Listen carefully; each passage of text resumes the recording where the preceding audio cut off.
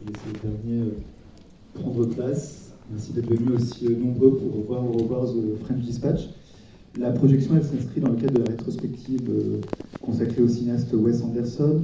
Vous savez, il y a une exposition en ce moment jusqu'à fin juillet au 5e étage. Et petit sondage, qui a déjà vu l'exposition parmi vous? Une grande majorité, donc vous êtes tous des spécialistes. Alors en parlant de spécialistes, à l'issue de la projection, Mathieu Orléans, qui est l'un des commissaires de l'exposition, nous rejoindra pour un échange. Vous pourrez évidemment poser vos questions, vous pouvez commencer à y réfléchir pendant que le film court. Mathieu Orléans est un habitué de la Cinémathèque, en tout cas un collaborateur régulier. Il a par le passé été commissaire notamment des expositions Vampire, Gus Van Sant, Almodovar, plus récemment Top Secret, et donc là, Wes Anderson. Un mot sur le film, The French Dispatch. Le film est sorti en 2021. Il devait être présenté à Cannes en 2020, mais pour cause de Covid, la sortie et la présentation du film a été repoussée d'1 an. Wes Anderson a voulu recréer Paris, et pour cela, il a choisi Angoulême comme décor. Donc le film a été tourné 100% en France, avec un casting évidemment international.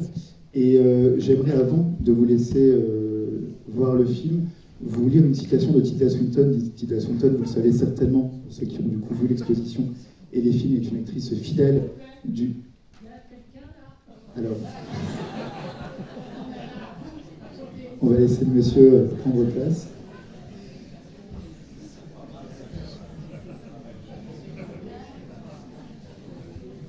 Merci, tout le monde est bien installé, c'est bon? Ok. Bon.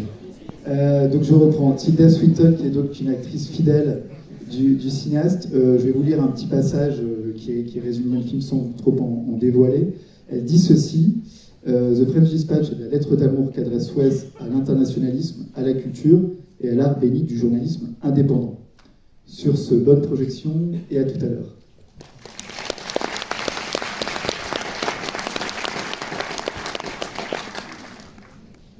Generic, it's part of the artistic impact of the movie. It's nothing. Yes, of course. In Wes Anderson's movies. They're great. Yeah. Thank you.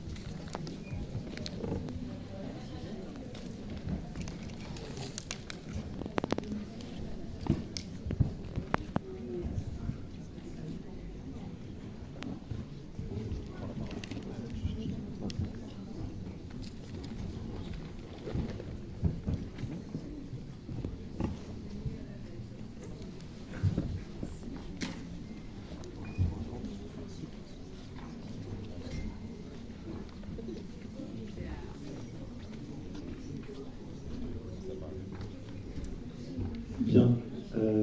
Alors Mathieu Orléans nous a rejoint. Mathieu Orléans, je le rappelle, un des commissaires de l'exposition Wes Anderson. Et Mathieu, tu t'étais aussi entretenu avec le cinéaste durant sa masterclass, c'était déjà il y a 1 an. C'était dans cette salle. Alors quand on t'a proposé de faire un dialogue après un film, on t'a laissé le choix du film.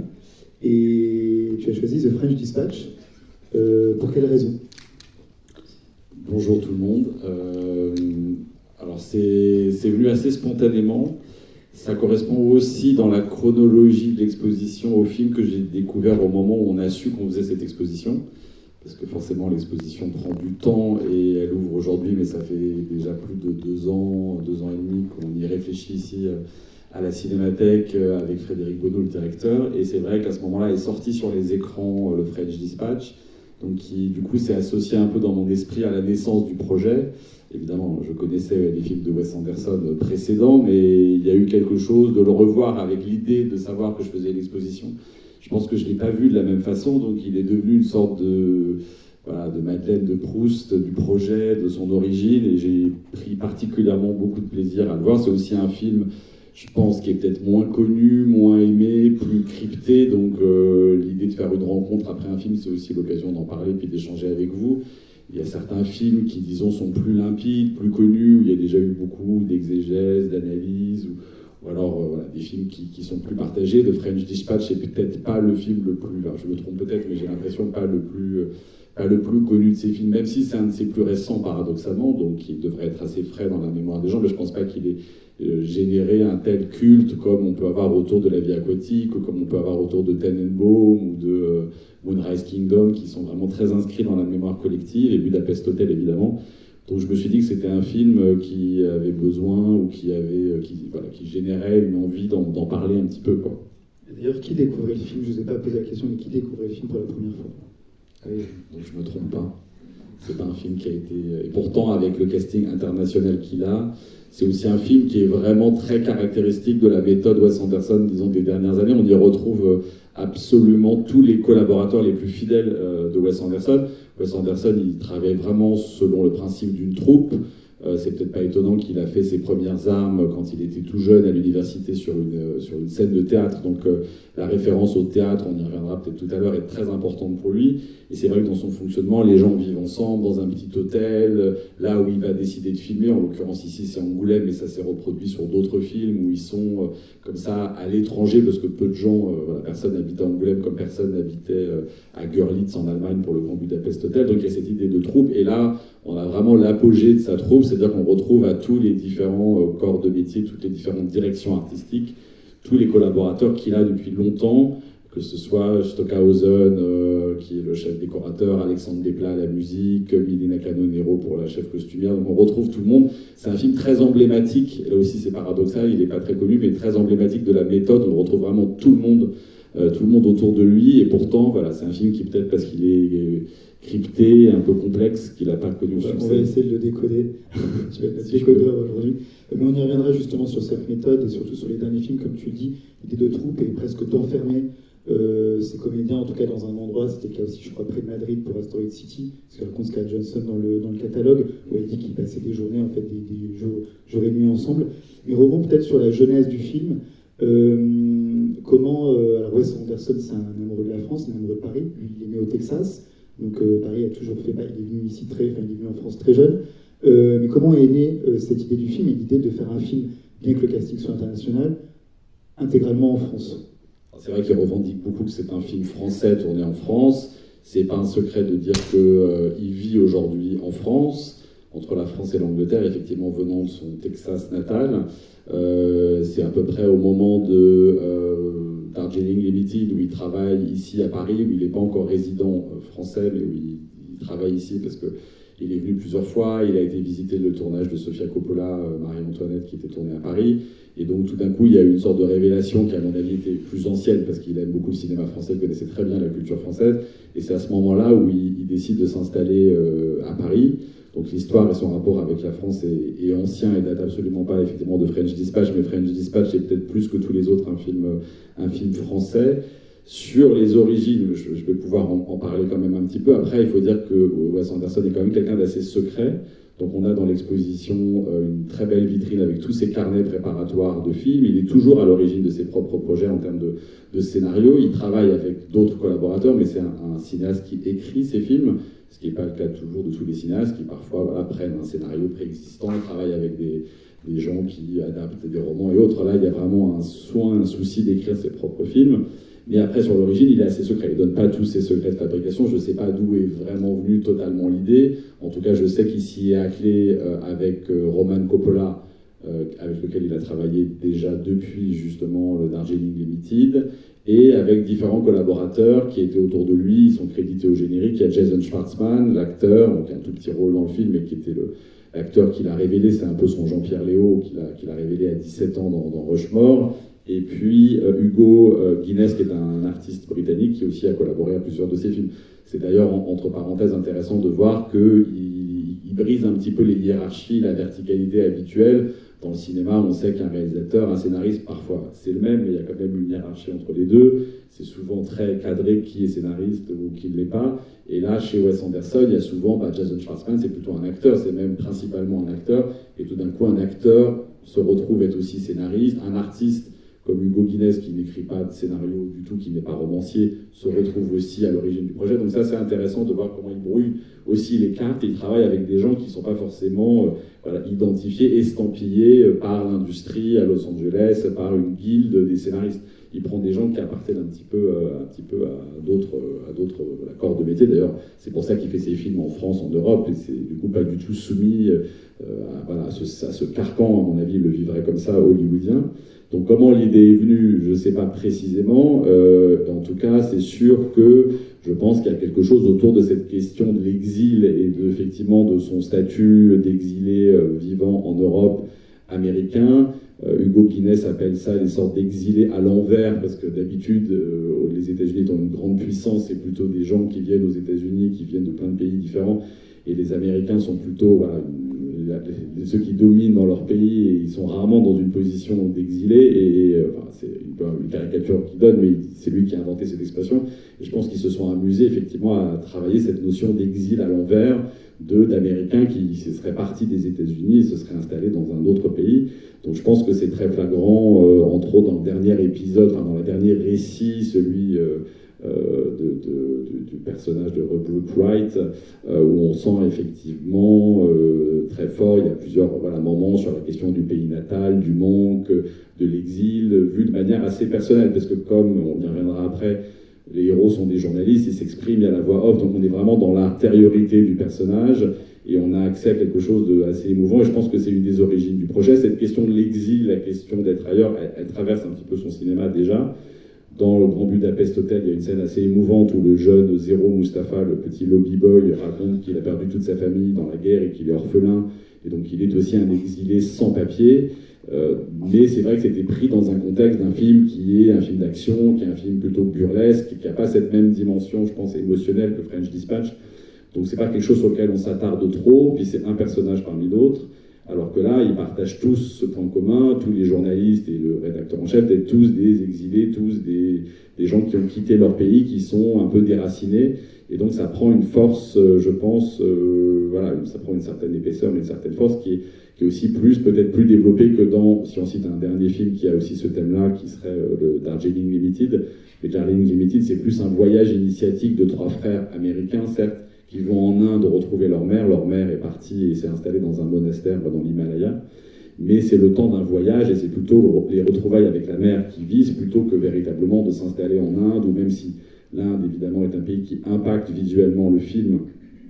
Et on sait que Wes Anderson est très intéressé, très fasciné par le cinéma indien, entre autres Satyajit Ray, dont on retrouve la musique des films.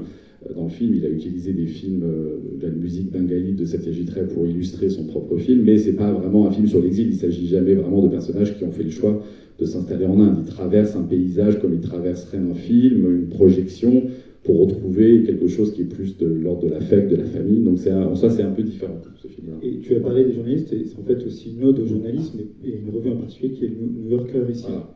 Alors ça, c'est vrai que c'est pas quelque chose de secret pour le coup, parce qu'il s'en est beaucoup explicité. Il a même publié après le film un petit livre avec interview où il publie des extraits du New Yorker, donc du magazine américain qui l'ont inspiré. Donc effectivement, le New Yorker est une revue qu'il a beaucoup lue.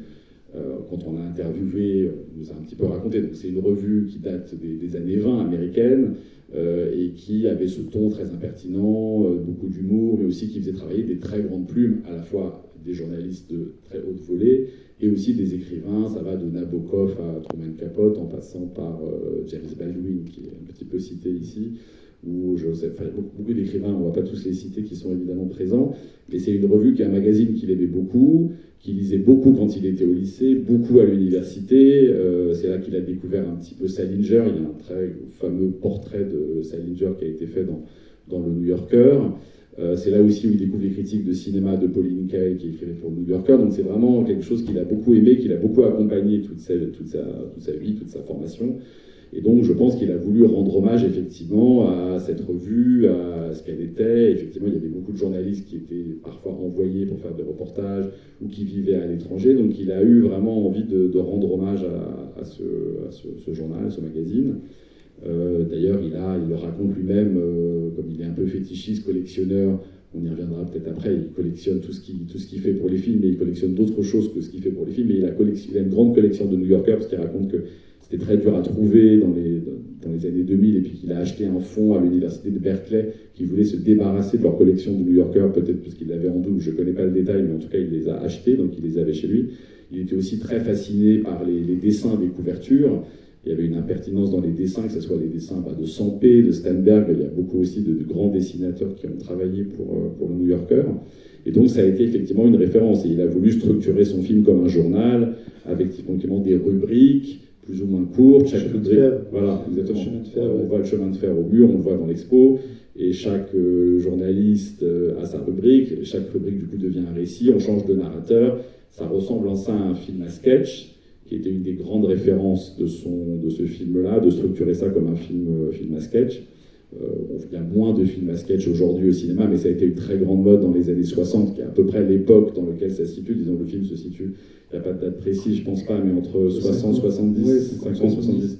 À la fin, on voit 75, qui est l'année de la mort de Bill Murray, du rédacteur en chef, mais on ne sait pas exactement quand ça commence. Et effectivement, les films à sketch étaient très populaires à l'époque. Et ici, voilà, les histoires extraordinaires, Rogopac, Beauclasse 70, avec effectivement des films, ça allait des films de Godard, de Fellini, de Visconti et autres, qui étaient donc une des références de son film.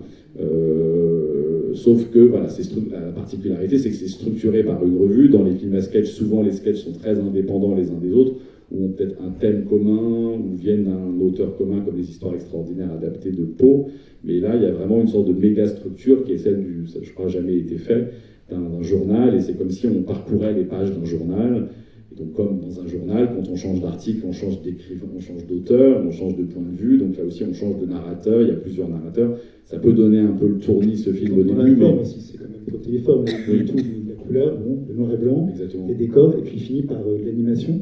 On a plutôt l'habitude du stop motion. Tu peux peut-être nous en parler, parce que Wes Anderson, à travers ses films, a plutôt l'habitude du stop motion. Et là, c'est du dessin animé. Alors, le film a été tourné à Angoulême, donc c'est peut-être un hasard de la bande dessinée. Oui, exactement. Je pense que c'est vraiment lié à ça. Il a cherché un endroit qui pouvait représenter un petit peu une ville française idéale qui n'aurait pas trop été transformée avec la modernité, qui pourrait ressembler à une ville des années, on l'a dit, entre 55 et 70. Et donc, il a décidé de tourner à Angoulême parce que le vieux Angoulême était assez préservé. Donc, je pense que ça correspond aussi à des volontés techniques, de facilité, de pouvoir installer une équipe là. Et c'est vrai que c'est une ville où il y a une dimension culturelle qui est très forte, donc il a pu s'entourer aussi de gens qui travaillaient localement sur effectivement les décors.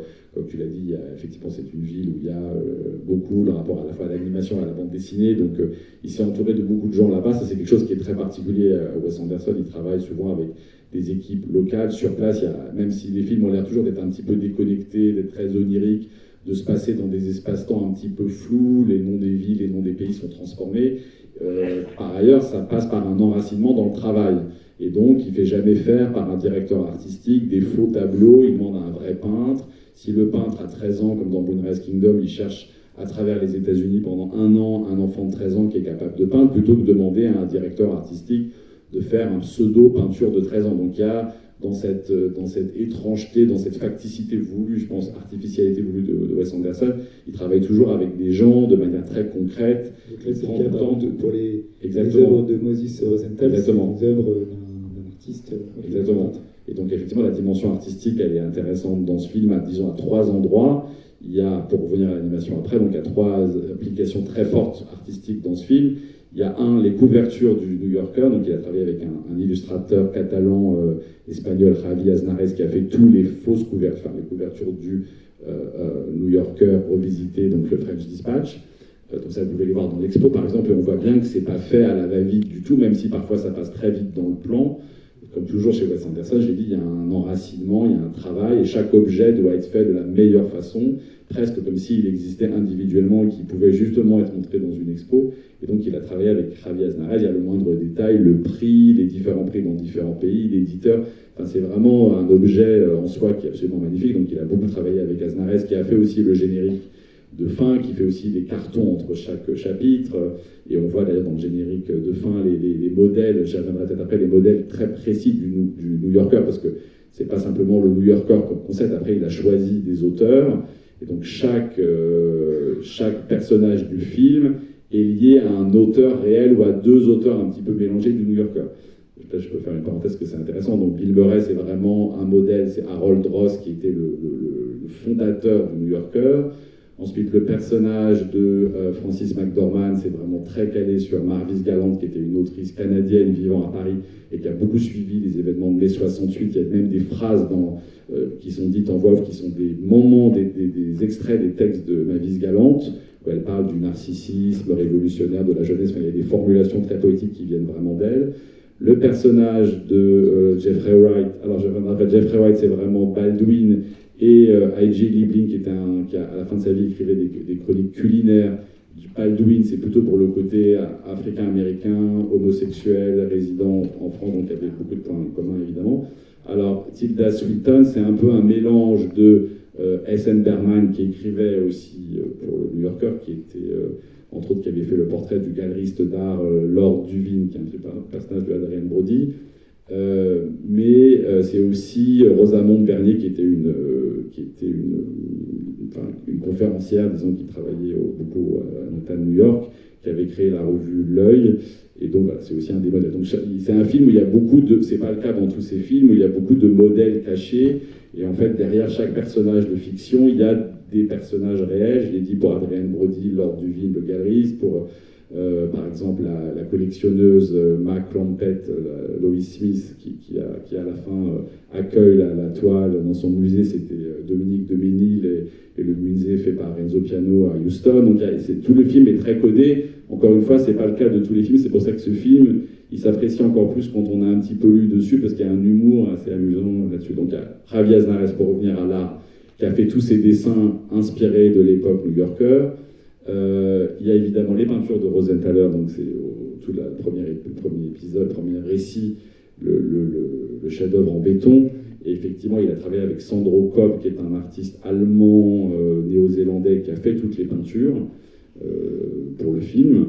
Ça a pris beaucoup de temps, il avait une vraie équipe avec lui. Selon les instructions de Wes Anderson, il fallait que ça soit à la fois des peintures figuratives pour représenter la première phase de la vie de Rosenthaler, inspiré, il le disait, de Vallotton, en particulier, de Dürer aussi, c'est un peu les modèles, et puis après ça allait vers quelque chose de plus en plus abstrait. Simone, le fameux tableau rose qui est un peu le cœur du film, et puis le masterpiece à la fin, le chef-d'œuvre sur la fresque sur les murs de la prison, un peu inspiré d'art abstrait, un peu de Marcel Duchamp pour le nu descendant un escalier. Bon, il y a beaucoup de références un petit peu mélangées. Et donc, effectivement, Sandro Kopp, il travaille depuis longtemps avec Wes Anderson. Il a fait d'autres pièces plus petites dans ses films. C'est, pour la petite histoire, enfin, il ne s'en cache pas, le compagnon de Tilda Swinton. Donc, ils se sont connus il y a longtemps quand il a commencé à travailler avec Tilda Swinton. Et il avait fait d'ailleurs il a fait des peintures pour d'autres films où Tilda Swinton joue. Donc, ça, c'est un enjeu aussi important. C'est un des rares films qui parle du musée. Donc, nous, ça m'a beaucoup plu, parce que dans une expo qui est dans un musée comme la Cinémathèque, de pouvoir montrer ses toiles et de jouer sur un faux musée, faux artiste, c'était assez drôle. Il parle beaucoup d'art, il parle beaucoup de musées, de peinture, il y a beaucoup de références, mais il n'y avait pas autant de scènes, disons, en lien avec cette question de l'œuvre d'art, comment on montre une œuvre d'art, cette œuvre d'art finalement qui devient impossible, qui devient irregardable parce qu'elle est in situ dans la prison. Et puis troisième volet artistique, effectivement, le petit film d'animation, je crois qu'il s'appelle Germain, le garçon qui a fait le film. Et effectivement, il vient d'Angoulême, donc il a vraiment travaillé avec, je crois que c'est Gwen Germain son nom, mais il a travaillé tout avec une équipe effectivement d'anciens, de gens qui ont été formés à l'école d'animation, qui résidaient à Angoulême. Et effectivement, il a fait le choix de faire ce petit film. C'est assez rare chez lui. Comme tu le disais, il a beaucoup fait de stop motion. Bon, il y a les deux films en stop motion que tout le monde connaît, Fantastic Mr. Fox et L'île aux chiens, mais même avant... Le chien, pardon, qui est le film précédent, exactement, l'avance de French Dispatch. Voilà. Et qui sont faits en stop motion, donc avec image par image, avec des petites poupées, des petites marionnettes dans des décors. Donc c'est une méthode des pionniers du cinéma qu'il a réutilisée. Une méthode, juste qu'on peut peut-être faire une petite parenthèse, mais même pour les acteurs, je crois que c'est une méthode très particulière. Les acteurs jouent vraiment, c'est-à-dire que quand ils demandent à George Clooney de jouer ou Scarlett Johansson, ils vont sur un plateau et ils imitent réellement ce que font les personnages. Oui, il y a des making-of, on voit, donc c'est sur les acteurs qui font effectivement les voix off des personnages. C'est à la fois parfois en décor naturel, parfois en studio. C'est un long travail qui doit évidemment précéder le tournage pour avoir le rythme de la voix des acteurs. Donc c'est un très très gros travail, l'animation en stop motion. Et par incursion, on la voit dans d'autres de ses films, c'est quelque chose qu'il aime bien. Dans Asteroid City, il y a plusieurs personnages, comme le petit oiseau qui est fait aussi en stop motion. Dans Life Aquatic, on a tous les poissons qui étaient faits en stop motion. Donc le stop motion, c'est dans quasiment tous ces films, il y a des petits moments en stop motion faits par différents interlocuteurs. Aujourd'hui, encore une fois, comme il a sa troupe, il y a des gens avec qui il travaille depuis cette époque, comme Andy James, qui fait toutes les poupées, qui est fabricant de puppets, qui les fabrique et qui a fait ça depuis toujours. Et dans ce film-là, je ne pense pas qu'il y ait trop de stop motion, il y a quelques effets spéciaux, il y a évidemment des maquettes, on voit l'avion à un moment donné avec la peinture qui part à Kansas. Donc il y a des maquettistes, des modélistes qui travaillent avec lui aussi depuis longtemps, mais pas à proprement parler du stop motion. Mais par contre, il y a effectivement cette petite scène en animation qui est un peu une rareté, il n'y en a pas eu tellement d'autres. Il y a eu à l'occasion de ce film, mais ce n'est pas dans le film, un vidéoclip qui a été fait, aussi en animation, avec les dessins de Javi Aznares, je ne sais pas si vous l'avez vu, il est facile à voir sur YouTube, qui est le vidéoclip de Aline. Donc, dans le film, c'est pas Christophe qui chante, c'est Jarvis Cocker, d'après Christophe. Et ils en ont fait un petit vidéoclip qui est un peu promotionnel du film. On voit tous les personnages dessinés sur la musique de Cocker. C'est un vidéoclip signé Wes Anderson qui s'appelle Aline et qui est un bon prolongement du film si vous voulez voir. Le film est dédié d'ailleurs à Christophe, c'est ce qu'on voit dans le carton. Peut-être qu'on peut parler un peu justement d'une des méthodes de Wes Anderson qui est l'animation, en tout cas l'animatique, puisqu'en fait, dans sa méthode de travail, tu contredis ou tu confirmes, en plus du scénario, chaque plan est prédéfini à la base par une animatique. Exactement, c'est quelque chose, si vous avez vu l'expo, vous voyez le storyboard, là on est vraiment très content de l'avoir, ça a été vraiment une demande que je faisais depuis le début. Évidemment, il fallait qu'on ait les accessoires dans l'expo, les objets, les costumes, et je voulais vraiment avoir le Wes Anderson au travail, sa main, son écriture. Et donc je sais qu'il faisait des storyboards, donc on a dans l'expo le storyboard de Bottle Rocket, son premier long métrage. Donc on voit que depuis le début, il fait des storyboards extrêmement précis, quasiment scène par scène, de tout ce qu'il a dans la tête, et ça ressemble beaucoup à ce que sera le film. Évidemment, il y a des choses qui vont un peu changer sur le tournage, le montage va faire aussi créer des modifications, mais c'est assez intriguant de voir à quel point il a tout dans sa tête. Alors est-ce que c'est parce qu'il est novice?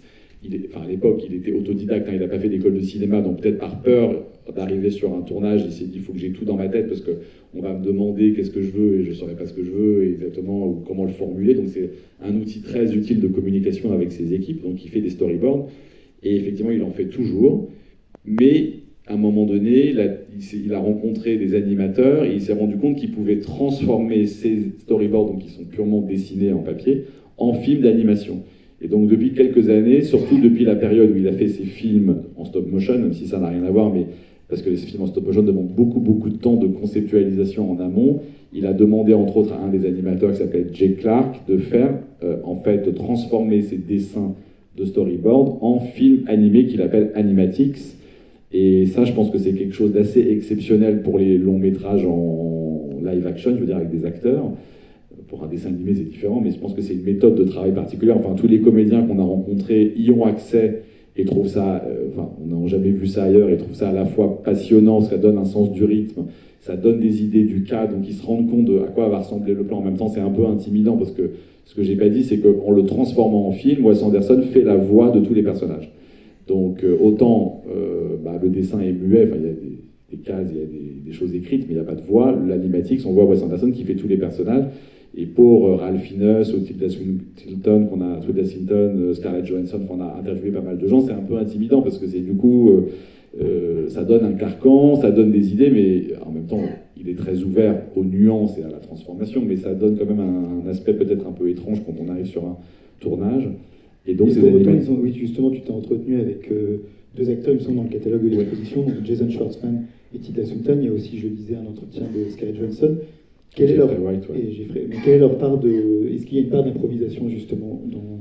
Alors pour finir juste sur l'animatique, il y en a un dans l'expo, vous pouvez le voir, celui de Grand Budapest Hotel qu'on montre, dont vous pouvez voir à quoi ça ressemble. Et sinon, alors improvisation, clairement non. D'ailleurs, ils sont tous fascinés à quel point les films sont bien écrits, très écrits, littéraires, que ça ressemble plutôt à, là encore, si on devait faire un rapprochement métaphorique à un texte de théâtre, donc ça ne viendrait pas à l'idée à quelqu'un un acteur de théâtre, à moins que ça fasse partie du dispositif de jouer sur le texte, mais de transformer un texte de n'importe quel auteur pour simplement mettre sa patte. Donc c'est un peu dans le même acabit, on ne change pas une virgule, c'est très écrit, Roman Coppola, quand il travaille sur les films, il raconte qu'ils écrivent très tard le scénario, c'est beaucoup des notes, mais à partir du moment où c'est écrit, ça devient vraiment gravé dans le marbre. Donc je pense qu'il y a zéro improvisation. Après, il y a évidemment des nuances dans le jeu. Il fait beaucoup de prises. C'est un peu à la Robert Bresson. Il fait 80 prises. Je pense qu'il veut jouer aussi sur une forme d'épuisement un petit peu des acteurs, d'arriver à une forme de quintessence. On va dire, ça ressemble pas du tout à du Bresson au final, mais peut-être dans la question finalement d'une sorte de dépersonnalisation, de rapport un peu étrange à l'incarnation. Il y a peut-être des points communs, ça serait un sujet en soi. Bref, il les fait travailler beaucoup, et donc il y a évidemment des nuances, la manière peut-être de bouger, la manière d'interpréter un temps mort, la manière de... Il ne s'agit pas de changer, mais il y a effectivement des nuances. Il raconte, Ralph Fiennes, il prend une métaphore, je ne sais plus si c'est exact, il dit « j'ai l'impression d'avoir une camisole de force, mais malgré tout, je peux, avec cette camisole de force, faire quelques nuances. » Et de temps en temps, il s'est permis une fois, il raconte dans l'entretien, il s'est permis une fois de dire non à une scène, parce que c'est justement la scène où le Zero Mustapha, le lobby boy, parle avec beaucoup d'émotion de son destin d'exilé, de rescapé, que sa famille a été exterminée pendant la guerre. Bon, c'est une guerre fictive, on pense à la Seconde Guerre mondiale, mais c'est pas du tout cité. Et je sais pas, il devait être il devait beaucoup bouger autour de Zero Mustapha à Ralph Fiennes, et il a dit ça me semblait vraiment incohérent avec le personnage qui doit écouter et qui doit être ému par ce qui est dit. Et là, en le motivant et en le justifiant, Wes Anderson m'a dit oui, t'as raison, on va changer. Mais j'ai l'impression que c'est très rare et que c'est vraiment dans des nuances de jeu, d'intonation, peut-être de petits mouvements, mais il ne s'agit pas, alors jamais d'improviser et pas de changer le texte en tout cas. C'est intéressant que tu parles de Grand Budapest Hotel parce que en fait j'y vois quand même des similarités, notamment le rapport à une forme de passé qui n'existe plus, en tout cas que ce soit de Grand Budapest Hotel, on est dans Mittel Europa, c'est avant la Seconde Guerre mondiale, donc c'est une Europe perdue, disparue, et ici on est en près la guerre, enfin en tout cas les années 50-70, donc un peu une France fantasmée. Qu'est-ce que tu pourrais en dire en fait de ça, soit de ces rapports entre ces deux films, ou plus largement du cinéma de Wes Anderson sur cette façon de réinterpréter peut-être le temps ou le passé? Bah oui, ces deux films ont des points communs. Je les ai mis d'ailleurs en miroir dans l'expo, puisque toute l'expo est construite sur des diptyques où les films se répondent et à la fois des points communs et des différences. Il me semblait évidemment que dans la dimension fresque européenne, à différents moments de bascule, donc l'un, comme tu l'as dit, la Seconde Guerre mondiale, l'autre, il y a la dimension très révolutionnaire qui est là, alors que ça soit révolutionnaire dans l'art ou révolutionnaire au sens strict, la révolution de l'échiquier de l'épisode 2. C'est un moment de bouleversement des années 60 où le modèle de société change. On ne peut pas comparer ça à une guerre, mais malgré tout, c'est un moment de mutation.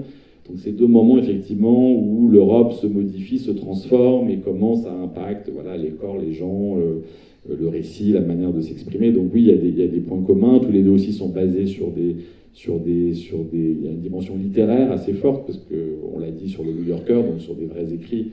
Et on sait à quel point, pour le Grand Budapest Hotel aussi, il y a des références très explicites à Stefan Zweig et à d'autres, Hannah Arendt. Enfin, il a cité beaucoup d'auteurs allemands ou autrichiens, de toute l'Europe centrale, et qui parfois ont émigré au Brésil, aux États-Unis ou ailleurs.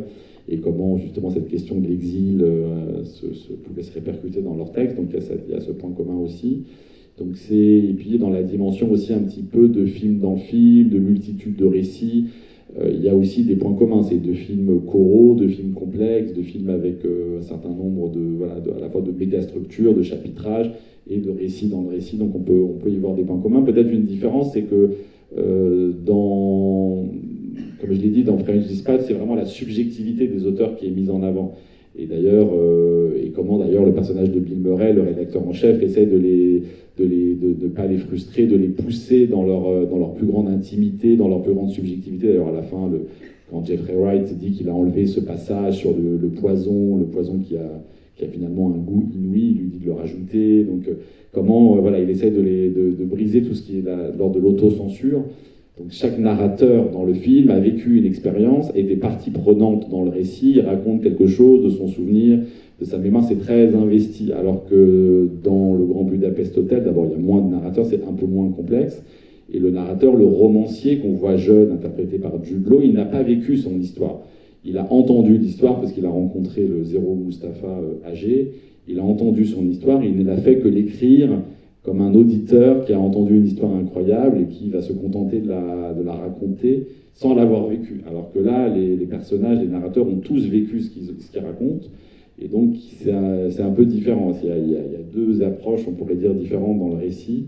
Et ça, je pense que c'est intéressant. Je pense qu'il a voulu jouer là-dessus. Après, il s'en moque un petit peu dans le Grand Budapest. Ça commence par... c'est un peu comme une sorte de fable où l'auteur dit finalement l'auteur n'a jamais rien inventé. En gros, un bon auteur, c'est quelqu'un qui a une bonne oreille, qui écoute une bonne histoire et qui sait juste la répercuter. Évidemment, c'est beaucoup plus complexe que ça, mais c'est un peu comme une manière de démythifier l'auteur en racontant que c'est juste un intermédiaire entre des gens qui auraient vécu quelque chose et puis un auditeur. Donc il y a cette dimension comme ça de jouer sur une forme de fausse objectivité, mais presque, quoi. Mais dans The French Dispatch, ce qui me frappe aussi, c'est la façon dont le réalisateur nous perd. En fait, il y a un tel flux à la fois de paroles, d'images, on a l'impression que c'est intentionnel, c'est-à-dire qu'il faudrait voir le film plusieurs fois pour pouvoir véritablement l'apprécier. Et il y a aussi quelque chose qui, selon moi, relève à la fois de l'absurde et de la mélancolie. Et ça, je crois que Roman Coppola, dans le catalogue ou dans l'entretien que tu as eu avec lui, le confirmait, ou en tout cas allait aussi dans ce sens-là, dans leur... c'est à la fois pour ce film et pour le cinéma de Wes Anderson. Alors oui, sur le côté, je confirme que j'ai vu le film souvent et qu'on l'apprécie encore plus à la troisième fois, par exemple. Donc vous pouvez le revoir. On a l'impression de moins... voilà, on a intégré un peu les différentes formes de récits, donc on regarde plus des détails, des phrases, il y a beaucoup d'humour plus saillant, enfin on comprend des choses qui nous avaient échappé, mais je pense que c'est normal. Donc ça, oui, et effectivement, la mélancolie, c'est quelque chose de très... on a essayé de garder un peu dans l'expo, d'ailleurs, en montrant l'évolution du temps. Bon, la mélancolie, c'est pas que ça, mais c'est vrai que ça a été un peu sa marque de fabrique, d'avoir effectivement, sur une base de comédie, de burlesque, c'est quelqu'un qui... on rit souvent dans les films de Wes Anderson, mais qui a une dimension émotionnelle, mélancolique, qui a aussi une dimension absurde, qui est une sous-catégorie de l'humour, mais c'est un humour souvent qui vire à l'absurde, et ça c'est peut-être aussi inspiré du côté bande dessinée, enfin très croqué comme ça.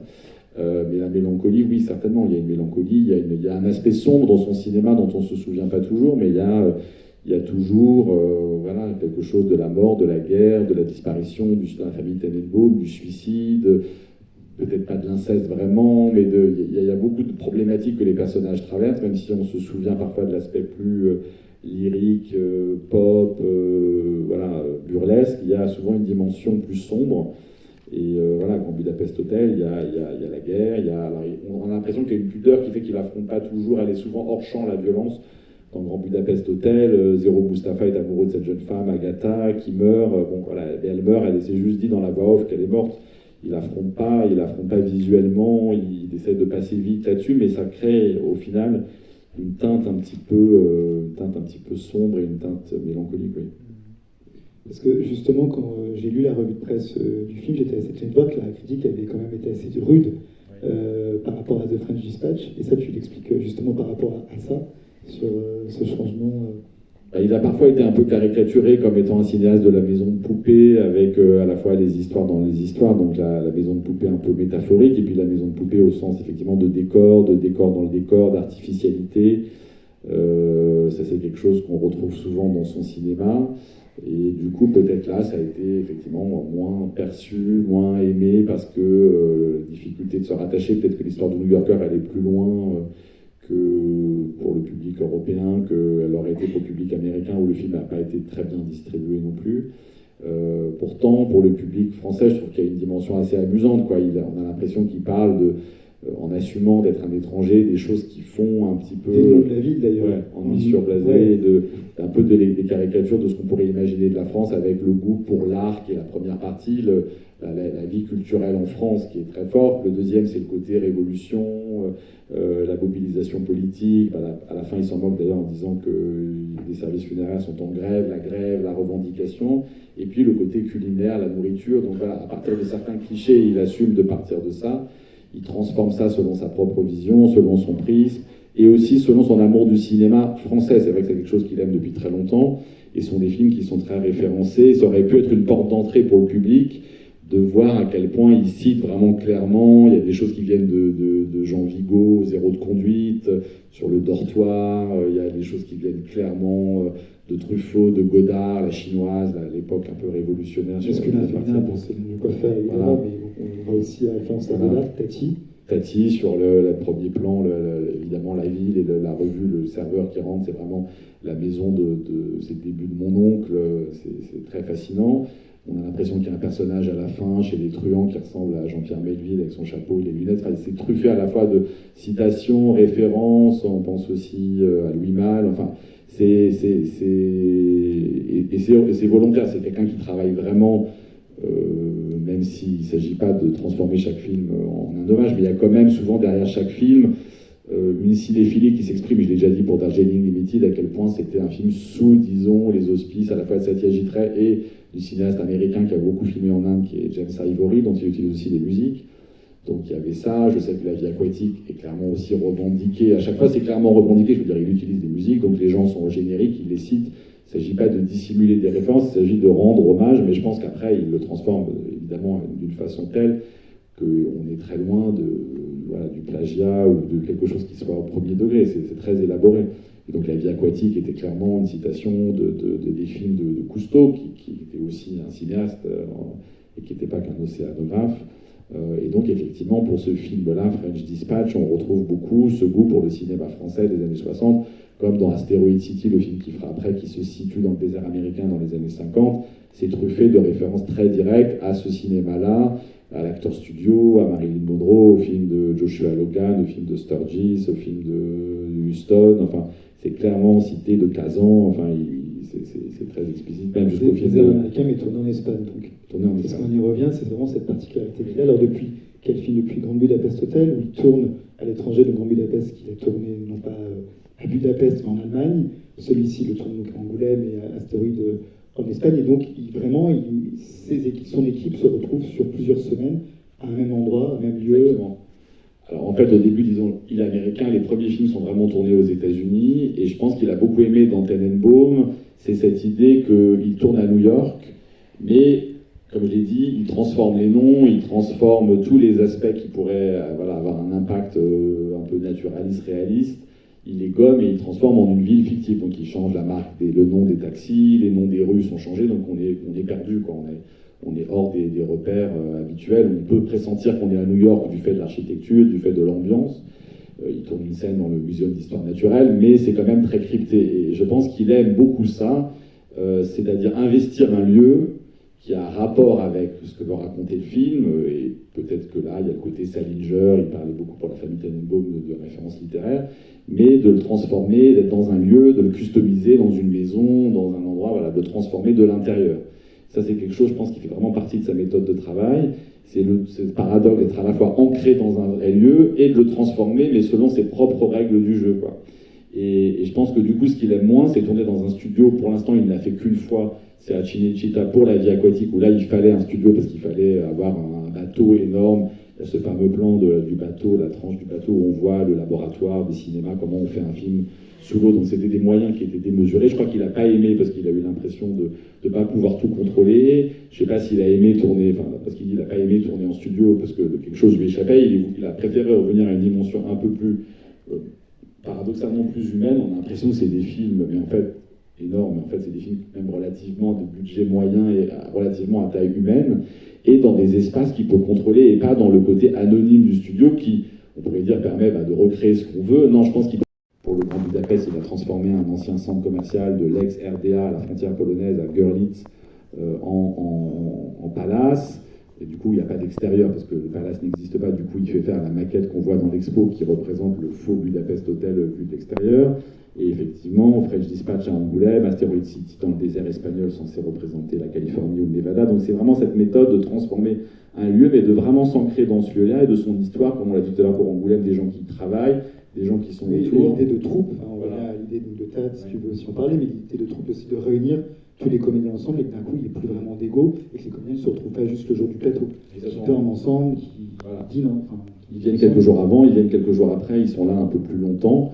Et c'est vrai que la dimension de théâtre, on la retrouve de plus en plus dans ses films. C'est intéressant, je trouve, dans sa carrière. C'est un peu ce qu'on a voulu mettre en scène dans l'expo. Disons que le théâtre, comme j'ai dit, il a commencé un peu avec du théâtre. Ça, c'est, on peut dire, assez habituel.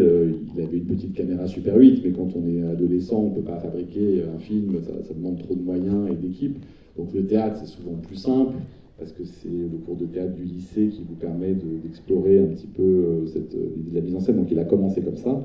Et comme son deuxième long métrage, Rushmore, est assez autobiographique, malgré tout, avec ce jeune Jason Schwartzman qu'il vient de rencontrer, qui n'est pas acteur, qui a 17 ans, il fait de Jason Schwartzman le premier d'une longue lignée de personnages qui sont des artistes. Et qui Jason Schwartzman, tu peux le resituer d'ailleurs dans le cinéma. Alors Jason Schwartzman, c'est le neveu de Coppola. Francis Ford Coppola, donc c'est le cousin de Roman et de Sofia Coppola, c'est le fils de la sœur de Francis Ford Coppola, qui est aussi actrice, qui joue d'ailleurs dans Le Parrain. Du coup, il a rencontré, il le raconte dans le catalogue, ça nous amène un peu loin, mais c'est un peu par hasard qu'il s'est retrouvé là. Il était plutôt obsédé par la musique, et puis finalement, il a passé un casting, et il a eu le rôle, effectivement, pour Rushmore. Et donc, dans le film, il est metteur en scène. Il est venu en uniforme, je crois, c'est ça. Il a fait lui-même son uniforme. Et du coup, dans le film, effectivement, il est auteur de théâtre, c'est-à-dire il écrit ses textes, qui sont souvent inspirés de films, donc là je parle du personnage, et puis il les met en scène. Donc c'est un peu un miroir. Après, comme je l'ai dit, c'est le premier d'une longue lignée d'artistes, d'écrivains, d'artistes cinéastes, qui sont des personnages principaux de ces films. Ça, c'est quelque chose de très commun à d'autres films. Donc le théâtre apparaît clairement dans Rushmore. Il y a beaucoup de scènes où on voit les mises en scène, soit la préparation, soit le résultat final. Il y a deux moments assez iconiques. Il y a le faux Serpico et puis le faux Apocalypse Now à la fin du film, où tout le monde se réunit. Donc le théâtre est très très présent. Puis après, il a un peu perdu de vue, disons, ce motif-là. On est plutôt passé sur des héros écrivains, des héros photographes, des héros peintres. On a un peu laissé tomber la question du théâtre, qui continuait certainement de l'intéresser, parce que ça pose des questions de représentation. C'est pas simplement le théâtre comme métier d'un personnage, mais c'est comme modèle aussi de pensée, la troupe, comme tu l'as dit. Donc ça continue d'être là, mais peut-être moins explicite. Et c'est vrai que, alors dans French Dispatch, pas vraiment directement, mais à plusieurs moments, on a une théâtralité qui est revenue. Lui-même a dit qu'il n'avait pas exploré depuis longtemps, que ça lui a donné très envie de pousser le système. C'est des moments où les personnages se mettent à parler frontalement à la caméra et du coup s'adressent au public d'une manière, comme un petit peu au théâtre. Et ça l'a intrigué. Il a eu envie d'aller plus loin. Et c'est vrai que dans Asteroid City, il y a le retour du théâtre. Peut-être que du coup French Dispatch a été un déclencheur thématiquement, parce que c'est beaucoup un film sur l'acteur studio, sur Strasberg, sur sa méthode de travail. Donc il y a une partie du film en noir et blanc qui montre les acteurs répéter une pièce de théâtre elle-même filmée, qui va devenir le film qu'on voit à Asteroid City en Technicolor, mais il y a une partie noir et blanc qui est très ancrée dans le théâtre new-yorkais des années 50. Donc le thème du théâtre devient très présent, et puis la manière aussi de s'exprimer à la caméra, de parler avec des décors qui paraissent tout à fait factices, coulissants parfois, et méthode qui va pousser à son maximum dans peut-être les 4 films qu'il a fait pour Netflix, que vous avez peut-être vu d'après Roald Dahl, La vie merveilleuse d'Anouilh Sugar, qui là ne parle pas de théâtre comme thème, comme métier ou comme environnement artistique, mais simplement dans la méthode de travail. Les acteurs ont des longs monologues, des moments de texte qui sont absolument inouïs, face caméra, avec des décors qui bougent. Là, il a encore plus que jamais été dans une dimension effectivement hyper théâtralisée, qui a pu sûrement désarçonner les spectateurs, mais qui est assez cohérent et qui du coup fait que dans l'exposition, il y a cette question du théâtre à la fin et au début de l'expo se recoupe, il y a une forme de boucle, de la même manière qu'on retrouve à la fin dans Asteroid City ou Jason Schwartzman plus âgé, comme on l'a vu tout jeune. Il y a une circulation de certains motifs, certains thèmes, et ce thème du théâtre, il est très important. Oui. Et on parlait de troupe, mais la troupe, elle s'est élargie au fil des années. Donc Wes Anderson, c'est un fidèle parmi les réalisateurs. Enfin, il s'entoure de Roman Coppola, d'Alexandre Desplat, on les a cités, Simon Weiss, tous ces gens-là, Robert Yeoman à la photo, donc il travaille avec eux depuis des années. Pareil pour les comédiens, Tilda Swinton, avec qui joue dans ce film, et c'était déjà, je pense, son 4e film, qui lui a, je crois, écrit une lettre, une déclaration d'amour parce qu'elle veut travailler avec lui. Et là, des petits nouveaux, alors Timothée Chalamet, Léa Seydoux qu'on retrouve, qui avait un tout petit rôle dans The Grand Budapest Hotel, et là qui joue la muse, donc un rôle plus important. Donc c'est quand même un cinéaste qui a ses collaborateurs réguliers, mais qui n'hésite pas à élargir son cercle. Je pense que les acteurs ont très envie de travailler avec lui, ont toujours envie de travailler avec lui. Donc même pour des petits rôles, on peut voir la Félix Moretti ou Denis Ménochet qui ont des petits rôles. Laverne aussi, voilà, qui ont des petits rôles très courts, parfois même sans parole. Oui, effectivement, il y a une sorte de socle, de base, de troupe avec laquelle il collabore toujours. Et puis effectivement, il y a pour les besoins d'un film des invités, des gens qui viennent un petit peu différents, un peu nouveaux. dans Asteroid City à Scarlett Johansson qui avait fait une voix sur L'île aux chiens, mais bon, qui n'avait jamais joué, disons, devant la caméra. Et donc, effectivement... Il rejouera dans le prochain, parce que oui, le prochain film de Wes Anderson, alors je ne sais pas dire le titre, The Phoenician Scheme. Voilà, sera présenté à Cannes cette année, dans un mois. Alors je ne l'ai pas vu, je ne l'ai pas encore vu, je ne peux pas encore vous en parler, mais je ne sais pas dans quelle veine il sera, s'il sera au choral, s'il sera... j'ai l'impression, voilà, il y a aussi, je sais, le thème de la guerre, parce qu'il y a Benicio del Toro qui joue le rôle principal. Bon, je ne peux pas en parler parce qu'il est très... Comme vous l'avez compris, je l'ai dit, j'ai parlé à sa fois de son humilité, de sa manière d'être un peu secrète dans son travail. Donc tant que les choses sont pas... presque superstitieux, donc tant que les choses ne sont pas terminées, on n'en a pas du tout parlé. Et c'est vrai du coup, je sais pas beaucoup plus sur ce film, mais j'imagine qu'il y a un peu la même équipe autour de lui. À la musique, il y a aussi les mêmes personnes, parce qu'on parle toujours de Desplat. Donc Desplat, il fait les films, il compose, disons, la bande originale des films depuis Mr. Fox. Donc avant, il travaillait plutôt avec un autre créateur de musique qui s'appelle Mark Mothersbaugh, qui faisait partie d'un groupe un peu culte qui s'appelle Devo, qui est plus musique électronique, et qui voilà, pas le même côté symphonique que Desplat.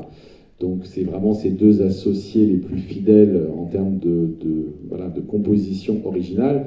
Mais comme vous avez pu le voir dans le film, les compositions originales ne sont pas les seuls aspect musical de son travail. Il y a beaucoup d'autres choses. Toujours dans ses films, il y a deux autres collaborateurs importants. Il y a Randall Poster qui est en fait son superviseur musical, parce que comme vous voyez, il utilise de la musique qui préexiste aussi. Donc il n'y a pas que la composition de Desplat qui crée l'univers sonore de son film. On entend, il y a Chantal Goya, ça va jusqu'à Mozart, en passant par Aznavour ou Delru. Donc il y a beaucoup de choses qui préexistent et qui, ça, sont souvent choisis, j'ai l'impression, dès l'écriture de scénario, donc avant le tournage. Autant je pense que Desplat, d'après ce qu'il nous a dit, travaille plutôt après, c'est-à-dire qu'il travaille plutôt au moment où les images ont déjà été faites, et il dit que les images sont plus importantes pour lui que le scénario, l'écriture ou l'histoire. C'est vraiment comment c'est représenté, les couleurs, les plans.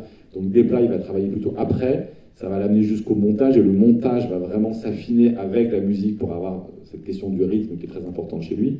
Alors que Randall Poster, les musiques qui préexistent, dans ses films, il y a beaucoup des Stones, des Kings, ça va être choisi plutôt avant. D'ailleurs, les comédiens l'ont parfois dans l'oreille. Jason Schwartzman racontait qu'il avait quelques musiques dans l'oreille au moment de faire Rushmore, et ça l'avait aidé de savoir qu'il allait avoir les Rolling Stones sur tel ou tel morceau. Donc Randall Poster, c'est vraiment aussi un fidèle, un peu plus dans l'ombre, il est moins connu, mais qui vraiment fait la supervision musicale qui est hyper importante. Et puis dans ses films, il y a souvent aussi, on en a parlé, des moments chantés, des moments où il y a une chanson, donc par exemple Jarvis Cocker, où il y a eu C'est où Georges pour La vie aquatique, les chansons... Je pensais à Françoise Hardy pour Moonrise Kingdom. Voilà, Moonrise Kingdom. Et donc il y a des chansons aussi créées pour le film, comme des disques qui sortent. Donc il y a plusieurs niveaux. Là aussi, c'est comme la narration à plusieurs portes d'entrée un petit peu complexes. La musique aussi, elle est pas finalement si homogène que ça. Il y a différentes choses. Il y a des choses originales, des choses qui viennent d'ailleurs. Tout ça se mélange. Et au final, ça crée effectivement le tissu un petit peu complexe de ces films. Je me tourne vers vous. Est-ce qu'il y a des questions dans la salle ? Une intervention, il y a un micro qui... Alors, Solène, il va y avoir des micros qui sont juste là. Ils sont allumés dans... Et il y a une dame ici. Ou un monsieur, c'est un monsieur.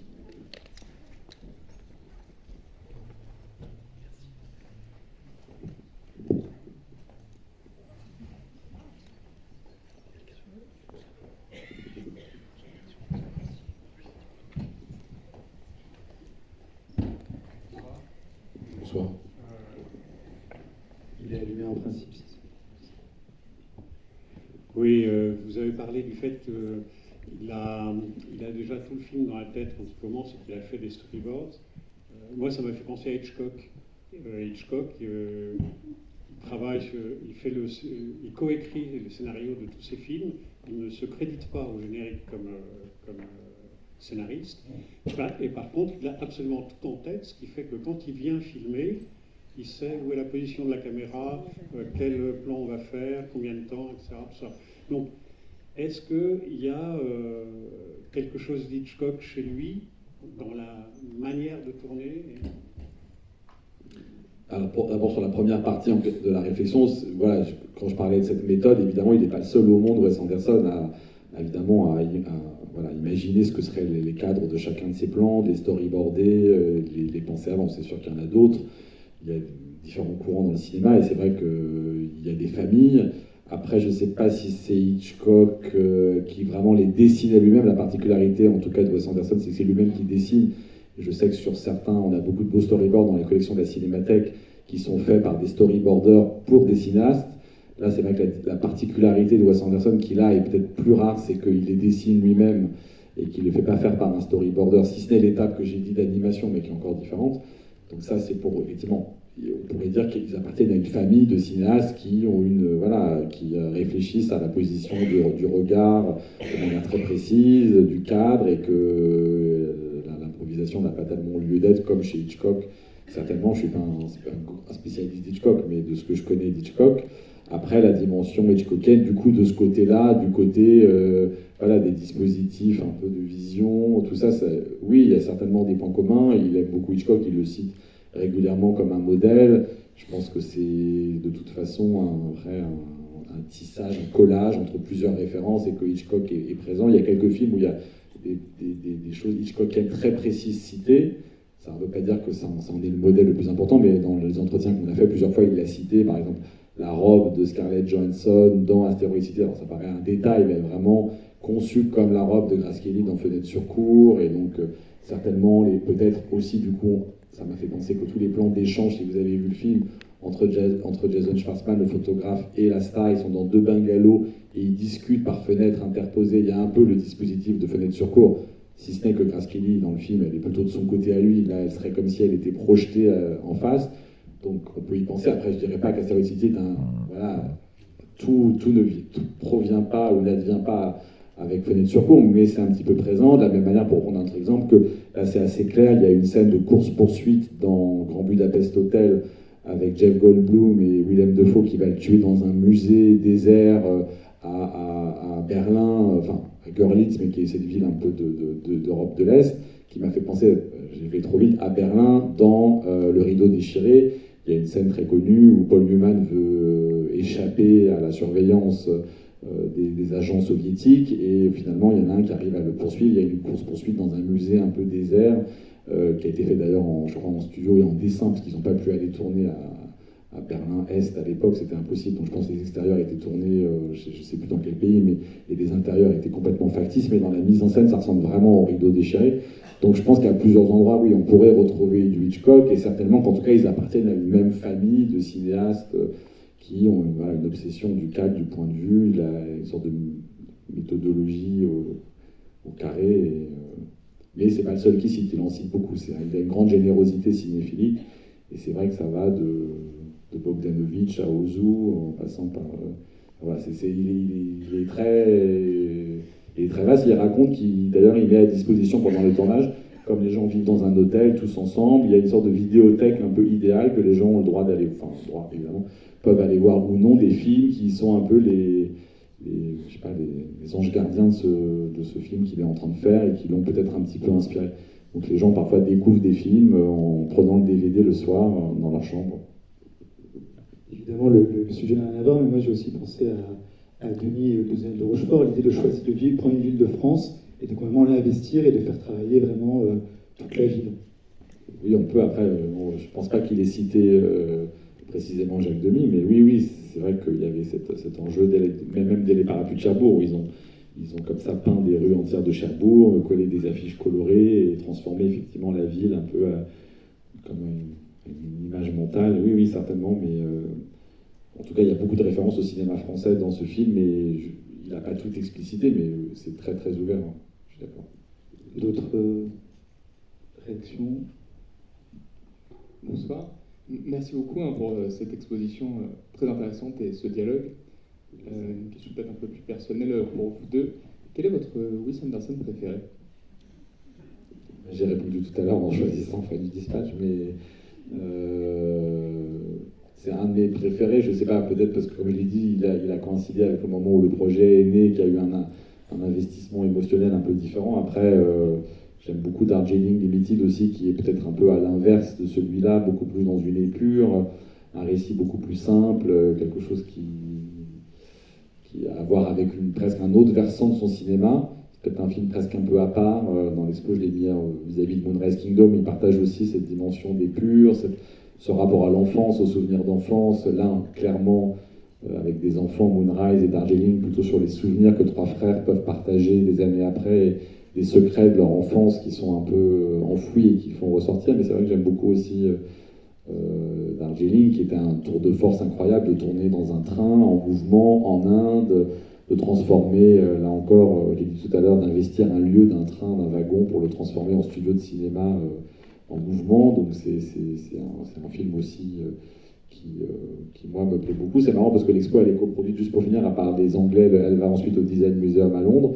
Et en fait, on a remarqué qu'en Angleterre, le rapport évidemment à l'Inde est très différent. Il y a la question du rapport de l'Inde à l'Angleterre est très différent évidemment. Donc le film a été perçu, et les gens sont très mal à l'aise avec ce film parce qu'ils ont l'impression que c'est, sans parler vraiment de réappropriation culturelle, mais ils sont gênés par la manière dont l'Inde peut être filmée par un étranger, même si je pense que Wes Anderson ne prétend pas du tout parler certains enjeux sociaux de l'Inde d'aujourd'hui. C'est clairement montré comme un décor dans lequel on peut se perdre. En même temps, je trouve que c'est très investi par le biais du cinéma. Le fait qu'il utilise des musiques de Satyajit Ray, qui lui-même, Satyajit Ray, a découvert le cinéma avec Jean Renoir, donc ils sont aussi l'objet un peu d'une hybridation entre Occident, Inde, et que tout se mélange crée quelque chose finalement d'un peu impur mais intéressant. En Angleterre, ça a été plutôt perçu avec beaucoup de pincettes, et c'est pas un film qui est globalement très aimé, alors qu'à le regarder dans la critique française, c'est pas quelque chose qui apparaissait. Aussi, l'époque a changé, peut-être qu'aujourd'hui on en parlerait différemment.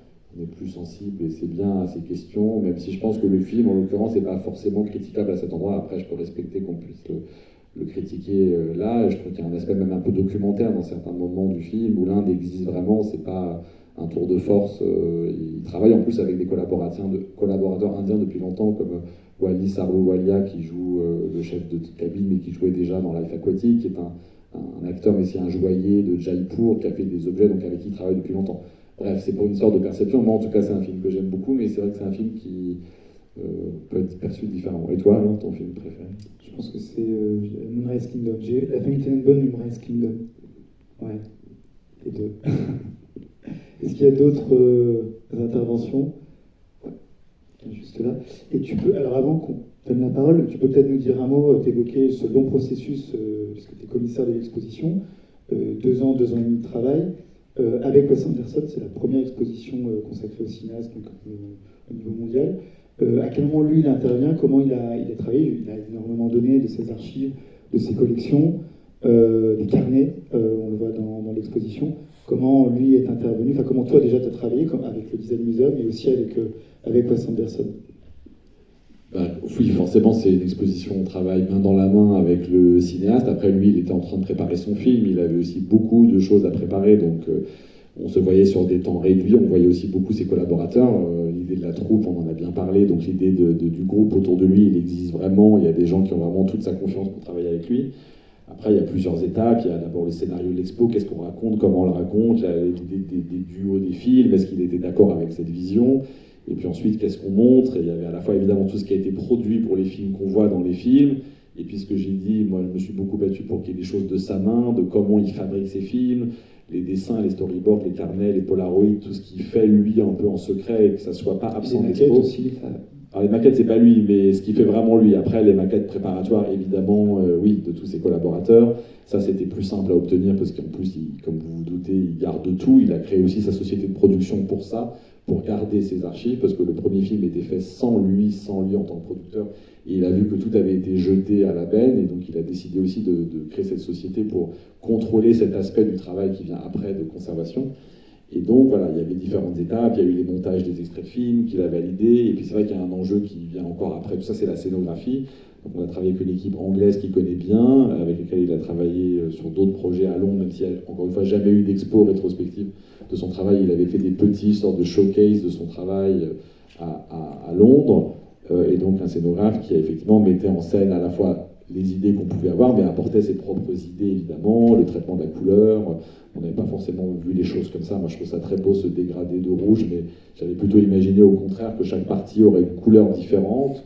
Le ciel bleu d'Asteroid City par exemple à la fin, le jaune de Moonrise Kingdom. Donc moi j'étais plutôt parti sur une idée de de palette de couleurs très forte. Et puis voilà, ça c'est une idée que Zeloraf ne voulait pas. Et donc ça, Le rouge comme le fil conducteur. voilà, lui, il voulait vraiment un dégradé de couleurs. Après tout, c'était plus son champ d'attaque. Mais après, là où on collabore ensemble, c'est voilà, sur l'expo, vous voyez une sorte de. Enfin, si vous l'avez vu, donc il y a effectivement un axe central. Ça, c'était aussi une idée que j'avais pour retransmettre cette idée de mélancolie, de passage du temps. On a 2 photos de Wes Anderson à 2 moments de sa vie différents. On le voit évoluer. C'est aussi un point de repère, une sorte d'axe dorsal. Donc il a traduit aussi des idées qu'on avait, mais il avait évidemment ses propres idées. Et puis plus le projet avançait, plus Wes Anderson avait des idées. C'est vrai que je pense que pour beaucoup de cinéastes, la référence c'est le tournage.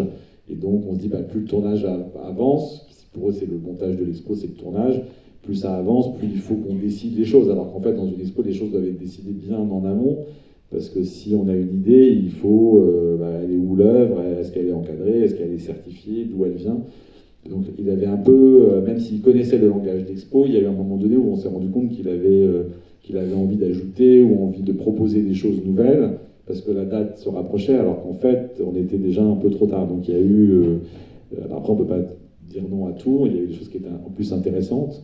Donc il y a eu un aspect un peu dernière minute, parce que je pense que pour certains cinéastes, effectivement, tant que tant que c'est pas ouvert au public, c'est pas fini, mais c'est pas tout à fait le même, disons, rétro-planning pour les expos. Alors oui, monsieur. Bonjour. J'ai personnellement vécu 1 an à Angoulême, donc pour moi ça a été très frappant pendant les premières minutes du film de voir toutes les libertés que Wes Anderson avait prises avec différents points de vue, et puis cette espèce de forme de collage, de montage sur différents points de vue de la ville. D'un côté réaliste, la scène où l'homme est à bicyclette, c'est très clairement le rempart nord de la ville, et d'autres beaucoup plus oniriques où on voit des collages invraisemblables avec la cathédrale d'Angoulême. Donc la question que j'ai pour vous, il y en a 2. Est-ce que vous pouvez revenir sur l'usage du décor pour ce film-là? Comment est-ce que il s'y est pris, que ce soit dans la technique, mais aussi dans le sens qu'il veut charrier sur... qu'il s'était senti enfermé et qu'il n'avait pas assez de liberté sur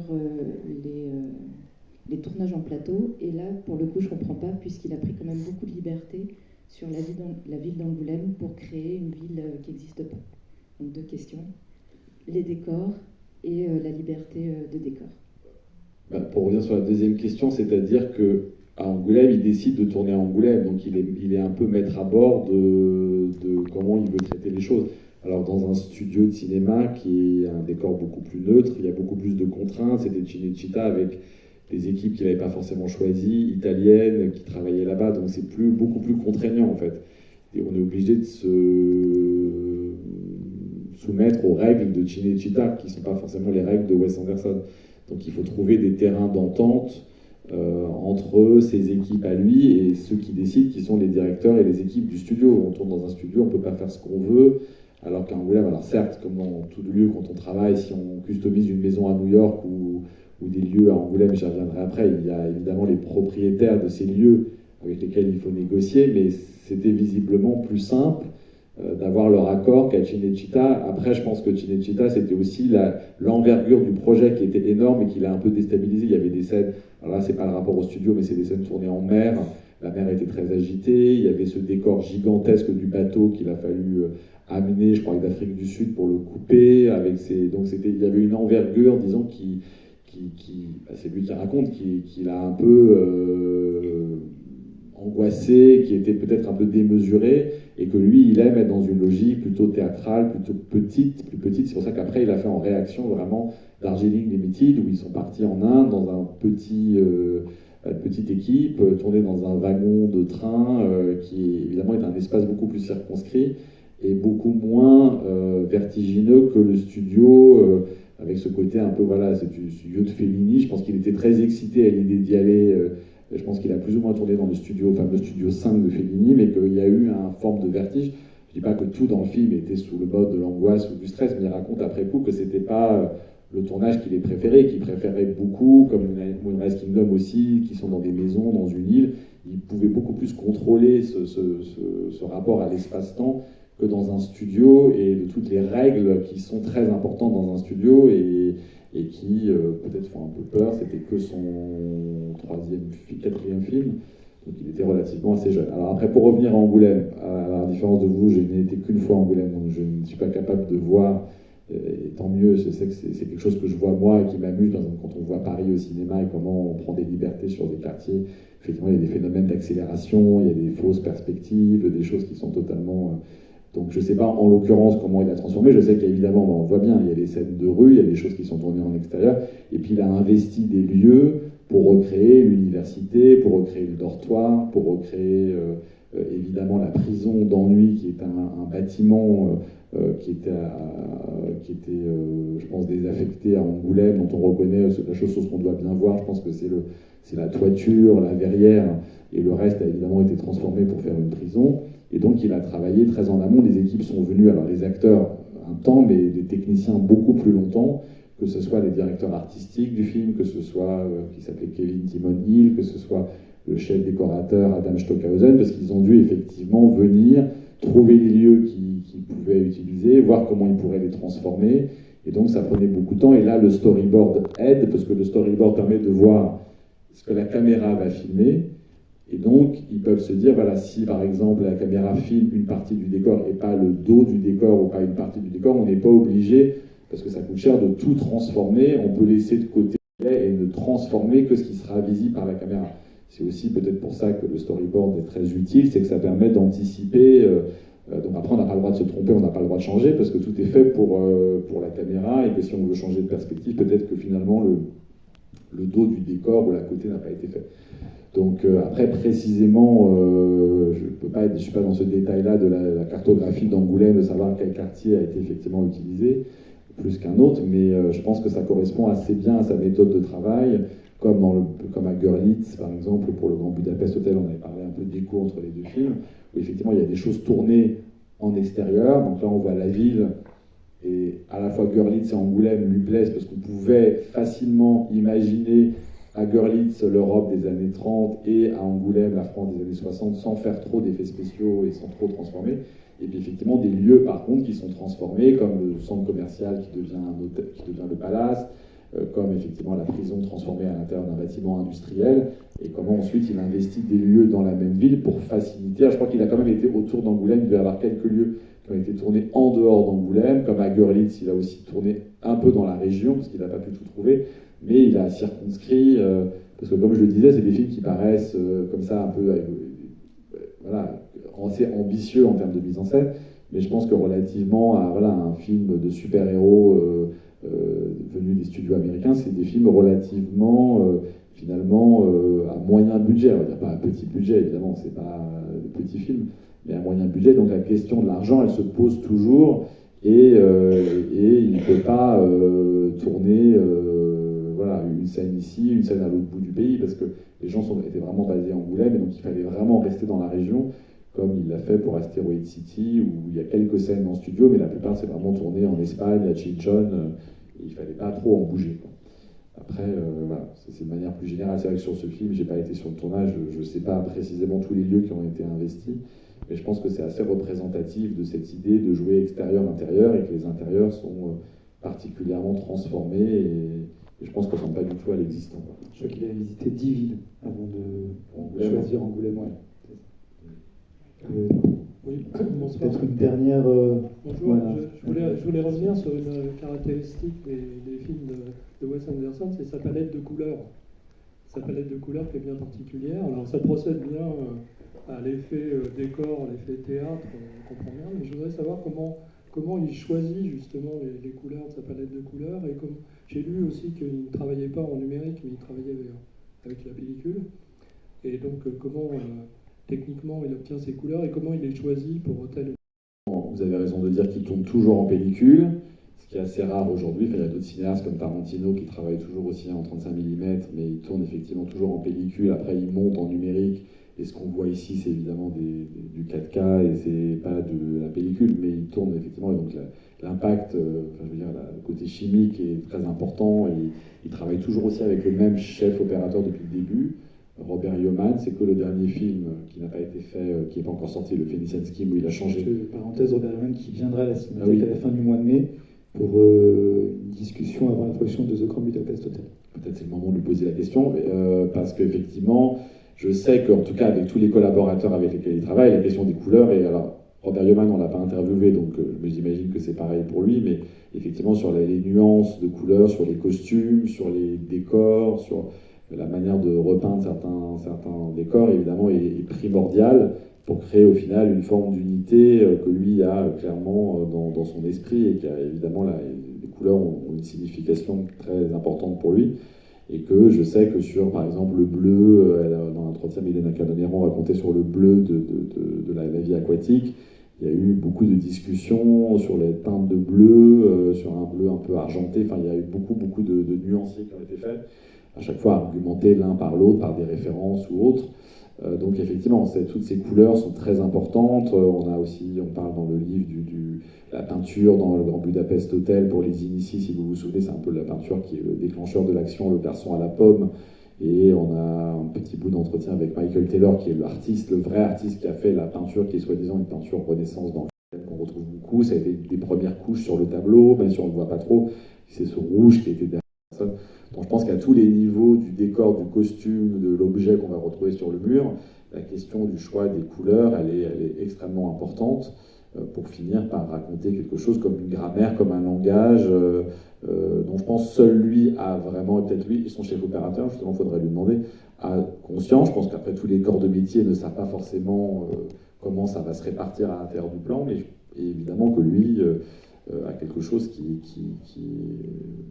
est extrêmement précis, et il me semblait que les films n'avaient pas tous la double, ce que j'ai dit tout à l'heure sur la scénographie, il me semblait que tous les films et toutes les époques n'investissaient pas les mêmes couleurs de la même façon, d'où l'intuition que j'avais que peut-être il faudrait traiter la couleur dans l'expo, sur les murs, je veux dire, comme quelque chose qui serait différent, qui montrerait une évolution, mais il a préféré prendre un langage purement d'exposition, se déconnectant de ce que les films racontaient en termes de couleurs, pour raconter une progression, donc une couleur qui était le rouge très très vif au début, qui va s'assombrir. Je ne sais pas comment il faut l'interpréter, c'était son idée, mais je ne pense pas que ça soit forcément interprété au sens littéral. Mais était un médium, était un langage, et qu'il ne fallait pas forcément mimer celui des films.